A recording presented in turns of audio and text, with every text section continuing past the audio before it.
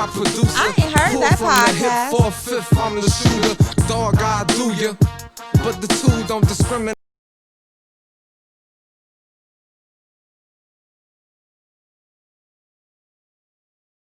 Seeing the journey from start, and I know it ain't finished yet, but we in the middle of it right now. So before I even start, man, just know I'm proud of you, bro, and I love you. Definitely love you too, man. Thank you, man. Proud of you too. You know, even with you, you know, you battling your stuff, but you still making an impact. That's I always tell you. I look up to you. I love you, big bro. That's what it is. That you could probably share some light on, light on, is, for instance, when you were at Cleveland and then traded to like Atlanta. I believe it was Atlanta, wasn't it? Yeah. I mean, you have no say. Do they just call you and say, "Hey, you're gone," or your agent call you? But yet and still, when free agents go out and shop for other teams, it seems like sports writers frown upon that. You know, oh, he should be loyal to the team that he's on. But there's no loyalty the other way. Exactly. So, you know, me getting traded and cut, my agent called me like, you know, you're gonna get traded. They said you probably gonna get traded either today or tonight or something like that. And, you know, then after that, end up the GM and coach T. Lou at the time had called me into the office like, yeah, we're gonna trade you to Atlanta and that's that. And I still, but I still talk to T. Lou to this day. I still got his number. I still can talk. You don't know. You playing for your life every night trying to stay on the team because you can get cut at any moment. You can get traded at any moment. So, yeah.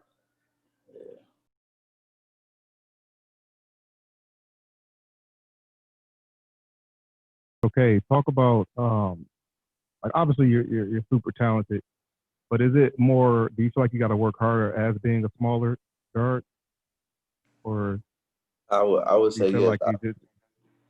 I feel like I got to be one of the loudest ones on the floor for sure, and that's just on offense or defense. I have to be seen. Like I got to be special. That's what everyone always told me, and that's a true fact because if I'm not being special, then you don't know who I am. If I'm not doing what I do best, you know, going to get rebounds, going to jump over people like how I be wanting to do and go get rebounds, go get assists, like, you know, like, dang, who is that little guy? You know, that's your mentality got to be different when you're smaller, man. Like AI, he said he wanted a point guard. He was a killer. Now think about it. If AI just come in and play a regular game, it's just Allen Iverson. But he coming there getting 30. He averaging 30. Special. So that's definitely got to be a special talent, man. Being short, what they like to say. I don't think I'm short, but that's what everybody like to say. So, okay, let me ask you this. I know people always see the end results, but explain. I know they see the Horizon Player of the Year. You finished fourth in Mr. Basketball, Freshman of the Year. But explain to them how important hard work is, because I'm pretty sure, especially for me knowing you and being around, you were never the guy that everybody was trying to go get. If that makes sense, you had to build up that. You had to build up your repertoire for that. So explain to our viewers just how important hard work is. I mean, my thing is, if you don't work, you don't eat. And it's cliche-ish. It's been around, that saying been around for a long time, but it's the truth. Because if I don't put in those extra hours, I'm not here with you guys today. I mean, of course, y'all may know me, but I'm not here today. Like right now, you know, living the life that I live. If I just chilled and hung out all the time, like where am I working at? Where's my work ethic? Where's my love of the game at? You know, so being able to work hard and just push yourself, like I never really call it hard work. I just call it I love the hoop. Just like doing what I do every day. If somebody got to run for something, of course I'm gonna get anything. I'm gonna work out. Now, what I don't do all the time is I don't live. Like I don't really live like that, but I will lift, you know what I'm saying? Like we got lifting guys here, you know, my routine that I will go, but I don't really live. That's me though, because I found out, you know, how my body works and things like that. Like I may live 2 weeks out of a month, but it's better for me to, you know, be how I am now, so that way I can move how I want to move on the court. And, you know, everybody's body is different with the lift and stuff, so that's why I don't really answer a lot of questions about lifting. Like, on the court, though, the cones don't move. That's what I'll tell everybody. The cones don't move on the court. You got to be able to play somewhere in there. And I think that's where a lot of my game comes from, you know, playing outside, playing in any type of run, grown man run, especially when I was young, especially when I was trying to, you know, get a name. Now, of course, everybody, like, you know, that's Lil K, that's, you know, K's son. But I wanted my own, you know, my own name. So that's why I feel like I busted my ass. Like, my dad always had me and my little brother running, doing push-ups on the court. You know, shooting outside at the court, you know, you can't have a gym for real like that. So, I mean, hard work is undefeated at Phil Handy. Right there. Well, staying in this Detroit theme, because we asked pretty much everybody that we've interviewed so far, how important was St. Cecilia in your development? You know, because that seems to be the core of Detroit basketball. I really didn't get a lot of St. Cecilia work. I did play in there, you know, one summer, but it wasn't really like that when I was running. Now, my dad now let him talk about, you know, St. Cecilia and them type of things. So, and I mean, St. Cecilia is definitely like, you know, mecca of the city, of course, but I really didn't get a lot of St. Cecilia work. Because it was on a decline when I left. So it was more of reach and other places to play ball at than the Saint, because it declined like as soon as I left in 2007. That's when you start seeing it do like that. Mm-hmm. Definitely. Yeah, I wish I would have got it though, because I hear a lot of stories about the Saint, like a lot of stories. It's definitely legendary. It's definitely legendary. It's definitely hot in there. For sure. Okay, I got one more question. Well, I got more than one question, but how was it? I can only imagine being following behind Big K footsteps. You know what I'm saying? Was that pressure? Was that ever pressure for you, or did you just was like, whatever, I'm just gonna go out here and just do what I got to do? But it was definitely like a lot, because I seen tapes. I wouldn't say pressure. It was just, what am I gonna do? That's basically what was my question to myself. What are you gonna do to, you know, keep the legacy going as well as make your own name? He stopped in college at basketball. I wanted to keep going and be, you know, whether, because like my plan was always to get my degree, go overseas. That was always my plan. Me and my mom talked about it numerous times. That was always my plan. But when I seen that, like, you know, I could actually do this for real, and, you know, I could actually go to the next level. Hold on.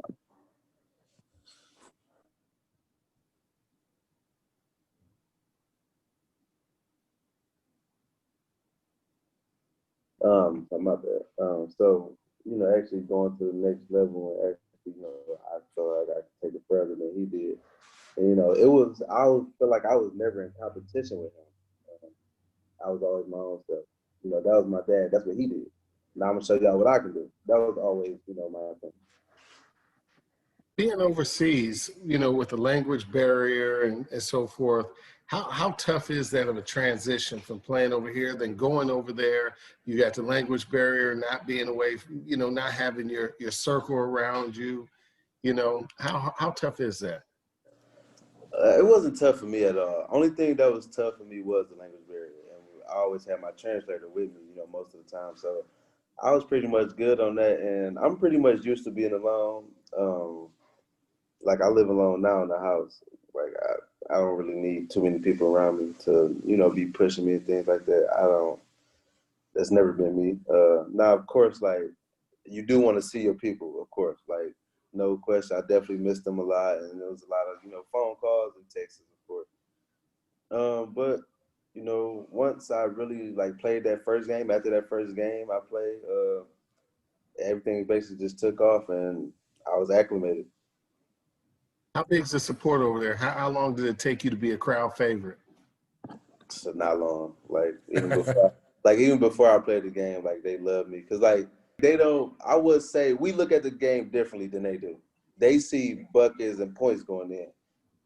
No, of course we gonna see that, but we gonna look at defensive stops. We gonna look at what plays being called. We're gonna look at all of that.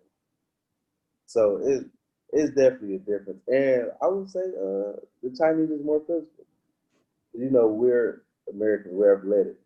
We're more athletic than them. So yeah, the physical game is their game, I would say. We're more finesse, I would say, as Americans.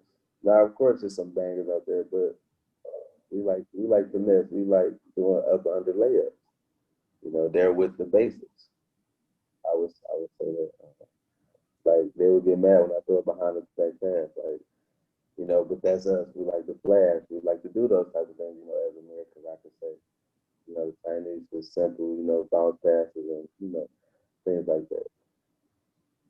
So, okay, I don't know probably all your accomplishments on the court, but man, you always talk all the time. My favorite thing is the stuff that you do off the court. Exactly. I about that on the court. Now, of course, the on the court stuff gave me to this point, but I don't really. So tell our viewers about K-Day and when you started it and what was on your mind when you started that, and just let them know about K-Day so that, they can do it next year and get some participants and things of that nature. Man, so it was just, K Felder basketball camp and picnic. I changed it to K-Day because this is the day for everyone to come together and be a big family, I would say, to have fun. Now, my camp is, I would say, a little bit different because, we got drills, we got kids, coming for free, coming from wherever they come from, just to, be around. But my thing is, this is for them. This is to put a smile on my face. Because, yeah, of course I put a smile on their face, but they make me smile way more, and they don't even know. With the backpack giveaway, like, everything, the food, everything be free on K-Day because I didn't come from, this type of surrounding where, you got the pros from your city coming back and giving away free stuff. Like, they were always saying about Steve Camps. He did it up in Lansing. I don't remember his camps being in Detroit. And that was the one thing I was looking at when I'm like, I want to give back. How I'm going to give back. So the free camp and the backpack drive was, a great idea. And I want to do more. And, me and Skip, talk about all the time, what more can I do to help out? Now, this year, I didn't do anything because I didn't know what was going to happen. Like, I didn't know if I was going to be here or not, so things like that. But next year, my basketball camp will be on again. It will be free, and we will have a backpack drive for the kids and things like that. And everything will be free, from food to the rides to whatever. Everything will be free. And you got to explain it to him. So I'm going to explain it for you because you're too humble. So in the morning, he does a camp. Like he does a free camp in Detroit. I'm pretty sure between 300 and 500 kids. He stays there all day and sign every kid's shirt, every kid's hat, every kid's basketball. To me, that's the most important thing because, some people give camps, but then they're like, I got to go. K stays there all day. And then after that, he goes to a park. He has a train. He has a dunk. You could throw the ball and dump him in the tank. He barbecues. He has a petting zoo, having animals that we've never seen in the neighborhood before. So it's just, man, I truly is honored to even be a friend of his because he does all this for free. He doesn't ask for any donations. He just say, hey, just show up and we're going to have a good time. So that's. And another reason, though, the reason why I make it free is because I want to show them, you can do this too. And I come from the same place you do. Like, it's no excuses. That'd be my thing. You can go out and ask somebody for help. Why can't you? You can make your own way. You can work hard on your own. You really don't need too many people to, be in your corner to make it happen because I don't feel like I did. Now, of course, a village raised me, yes, but I feel like for me to be where I'm at right now, I made the decision in my head to go further, And of course, I had help along the way, like I said, about the village raising me. But these kids got to understand that you can be just like me. Now, you don't have to play basketball. Like, you don't. But you can also help out in other ways and be yourself. And you know right from wrong. You know what decisions to make when you're doing them. So about the camp though, and plus like I don't even think I went to a Detroit camp, especially a free camp when I was a kid. So that was another thing. That's why I wanted to bring it back and do that. The backpack giveaway. I know some kids and families need that type of stuff. So I'm able to provide. I'm gonna do it. And also with the taking pictures and stuff like that and signing the autographs, yeah, I just know that that's what the kids want. They want that. They want to be like, hey, go show their friends, look what I did. So and it just put a smile on my face, man. How they be happy running around and they don't even know what type of joy they put on my face. Yeah, and interact with them on social media, follow them on Instagram. Like Oh yeah, you're a stand-up guy. man. But that's just me though, Skip. So Yeah, for sure. I don't really think like, that's why like, yeah, I put it on social media or whatever, but like, it's only to get them to come in. Other than that, I don't want to broadcast. I do this, I do that, because it's not for that. It's not for the broadcasting. I do this for the kids, man. That's all I care about. That's the next generation up. So to show them something different, to show them more. And whenever they got a question, I make sure I answer it to the best of my ability. And if I can't answer it, I'm gonna point you in the right direction. For sure. And that's tremendous. That's tremendous. So Skip, I'm wondering, I can't wait to see you put him on the hot seat like you put everybody else. Who you got for him? No, I got one more question, then I'm gonna get to that. Okay, also, just being young and being an entrepreneur, explain to our viewers your businesses that you have. Yeah, so right now I'm in real estate. I got a property downtown Detroit. I have, my clothing line going 2K0. The link is in my bio. It's definitely stressful. Like I was looking for like months to get attended to stay in there. With my clothing line, it's not going as fast as I would like it to. Now that means I have to put in more hours. I got to do something different with promotion on how to get people to, come in more. But I'm also doing this for generational wealth. That's my thing. Make my money grow to where my kids can be, good. So, being an entrepreneur, I really started looking at myself and I really want now because I see what type of, hard work an entrepreneur has to do.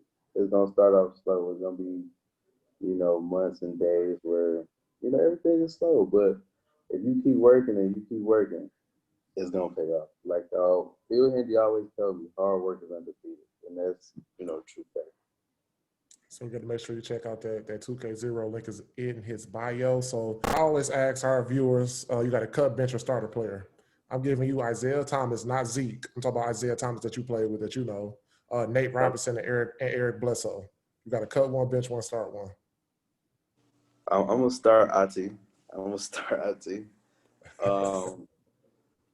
gonna cut Nate Rob and I'm gonna put what's the other dude? Eric Bledsoe. Eric Bledsoe. I'm gonna put Eric Bledsoe on the bench. Okay. And I say that to say because I look at all their careers right now, like to this day. Isaiah was top 4 MVP voting, I want to say. Yeah, Isaiah was on the top. He was for sure on top. Okay, top 4. Then he took him up against Brown in the conference finals. And, he had 50 in the game against Washington. Like, that's my guy. That is my guy. No, I know. That's why I put him in there, because I know how close Charles is. So, I'm starting him for sure. Bledsoe, I would just put Bledsoe on the bench. I love Bledsoe game. He's explosive, love to attack. Then, Nate Rob, Nate Rob has always been Nate Robinson to me. Of course, I watched the game. Of course, me and him got the same type of abilities, all that type of stuff. And it's crazy that you put all those 3 guys because they all like the same. But IT can score better than them to me, and he's proven it to me. So, but that's my guy, man. I knew that was your guy, so I had to put that in there because I know that's your guy for sure. You had him on 7 Mile and Ryan, so I know that's your guy. Hey, listen, if they really my guy, they gonna come to the trenches. Yeah. He had him at Persian playing with the kids and everything. So that was super dope. And that's why I love IT though. He don't care though. He like, you know what? I'm like, I got these kids, they want to hoop. What you trying to do? He like, I'm coming. I'll be there. And he came. So he get to start just off that. He been to the peak. he get to start just off that alone. All right, I don't know if you got any guys got any questions, but my last question: growing up, who did you idolize your game after? So it's crazy. I started off watching D Wade and Brown, and it was mainly D Wade and Iverson at first. Then D Wade and Brown came along. Then Isaiah Thomas got introduced to me when he was at Washington. So it's like a mixture of all those guys right there. Like, I always thought I was gonna be tall. I always thought I was gonna be tall, right? So I'm like, well, I could be like, bro, I could rebound because I was rebounded though. You still was rebounded though at your size. I'm pushing it. I'm assisting. I'm scoring. Like, I feel like I can do everything. I feel like I was gonna be tall. So that's where like the Brian aspect come in. But as far as like a player that fits me and I could really, really idolize my game after was, Isaiah Thomas and D Wade. And I love D Wade to death, man. He like back when he was wearing like Converses and Jordans, like, man, he was that guy. And then also D Rose with him being explosive. Now, of course, he's way more explosive than me, but D Rose I could definitely throw D Rose in there as well. Chicago D Rose too, early D Rose. If he wouldn't have got hurt, man, crazy. My last question for you is, having been through, Division I basketball and making the run, you guys did some great things at Oakland University, but all the money that universities bring in off of athletics, what's your feeling on players being paid? We need to be paid. College athletes should be paid. I'm sorry, student athletes. Got to put that in there. Student athletes should be paid because look at all the revenue that's coming in. Look at all the people that's coming to the game. Like, none of that stuff gets sold without us student athletes playing. If y'all don't got us, then what? We see that now with Corona. Man, seriously, that's my big thing. I really can't say too much on that, but that if y'all don't got us, then y'all got nothing. Seriously, we making the engine go now. Of course, everybody gets out, recruit, and coaches do film study, all that. I get all that, but my thing is, a coach. Some coaches is making crazy money, like $5 million plus a year. How? When we're starving, we're sitting here, we can't even ask somebody for $20, or we gonna get a violation. Like, that's not right. We need the money. It became painfully obvious to me when I played. I was at Austin P, and they were wearing Converse at that time. Lake Kelly got a substantial contract just for switching us to Nike. And I was like, man, but none of that revenue comes down to the players. And I see, like, with you guys at Oakland, Oakland was relatively unknown. You guys made noise, big game after big game made noise and put Oakland on the map, which I'm sure, revenue came in. And it's just sad that a lot of that doesn't go to the players. It's really sad, especially like on Christmas breaks and, things like that. And you get your stipend or you get your check or, you get your – now, of course, every school is different on how they, do with student athletes' money, like whether you get a check each month or something like that. But, like, okay, so at OU, for me, I had a Pell Grant, one each semester, Yeah. On Christmas breaks, we get like some, money for groceries. But other than that, I don't have no money. So, how am I, shoes, clothes? I want to go to the movies. I want to take a girl out. I want to, you feel me? I want to drive a car. I want to put gas in the car. All that, all that. So how are y'all getting millions and we don't just see nothing besides a little Pell Grant and some little, you know, stipend money. How? Like, I don't. That's why I really don't like to get into those type of conversations because I get mad about that. You really telling me Tom Izzo can get? I'm not sure what he's making, but he can get $10 million a year, and you got all these players coming in, and we don't get nothing but just a little Pell Grant. I'm sorry, the student athletes need to get paid. That's just point blank, period. That's just how I feel on that subject. We need to get paid. Well, Kay, you know, I appreciate you taking your time out to jump on this with us, man. You know, I got much love and respect for you, my guy. Yes, sir. I appreciate y'all. I just want to show y'all that. I ain't showed nobody yet. I ain't That's put it on cold. social media yet, but I'm going to show y'all, though. No, that's cold. I like that. Hey, show that one more time, okay? Appreciate it, man. I ain't put it out there yet. I'm going to show you. Yeah. That's fire, Kay, man. I love you, bro. Yes, Keep sir. going hard, and I'll holler at you. Appreciate y'all. All right, Yes, Kay, and we'll put all Appreciate your links and everything in the YouTube video down in the description and all that for you. just a bit. I'll make sure I post everything. Y'all already know. Yes, sir. All right. Appreciate you, bro. You know, Okay. what kills me too, and I got to get this in. I've actually seen you play, and I've seen guys in the league that I know that you're better than. Listen, And it's strictly name or reputation that gets them and it bothers me. It bothers me. well, You told me a story about that. Then you I remember you telling me about that with what was his name in Charlotte, and the Hornets. Muggsy Bogues. Yeah, Muggsy Bogues. Like, You know, Muggsy Bogues. And it's personal because, you know, it was explained to me that he'll put more asses in the seat than you will. And I'm just like, are you serious? It's about winning. But to them, it's a business, you know. And then, you know, at that time they had the backup Tony Bennett. He was the backup shooting guard, and he's now in Virginia as a coach. But Tony Bennett, and they weren't going to sit him because he was a white guy, and they were going to keep a white guy. And the little dude, because it just put asses in the seats. But he's not the best player. He wasn't the best guy at that camp.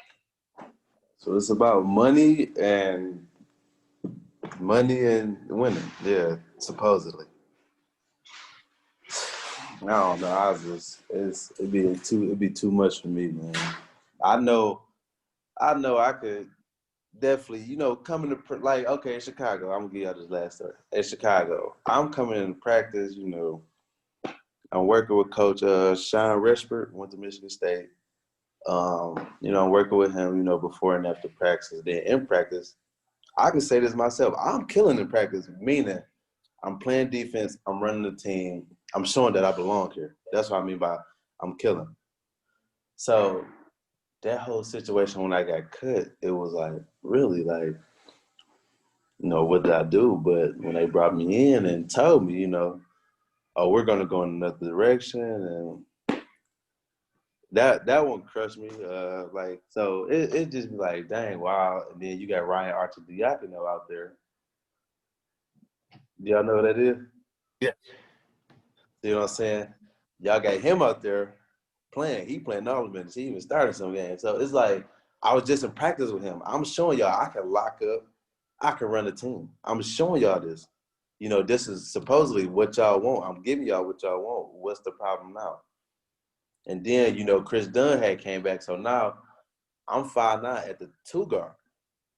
So, you know, they telling me score now. So it's like, I don't know. It just be a lot that goes into, you know, the NBA and things like that. And don't get me wrong, it's a great league. They got a lot of great benefits from it as far as like healthcare, all that type of stuff. Like, it's definitely the best league in the world, but definitely some other stuff going on, I would say. Pull from the hip 4/5, I'm the shooter. Dog, I do ya. But the two don't discriminate, cause I shoot the guy next to ya. I can see right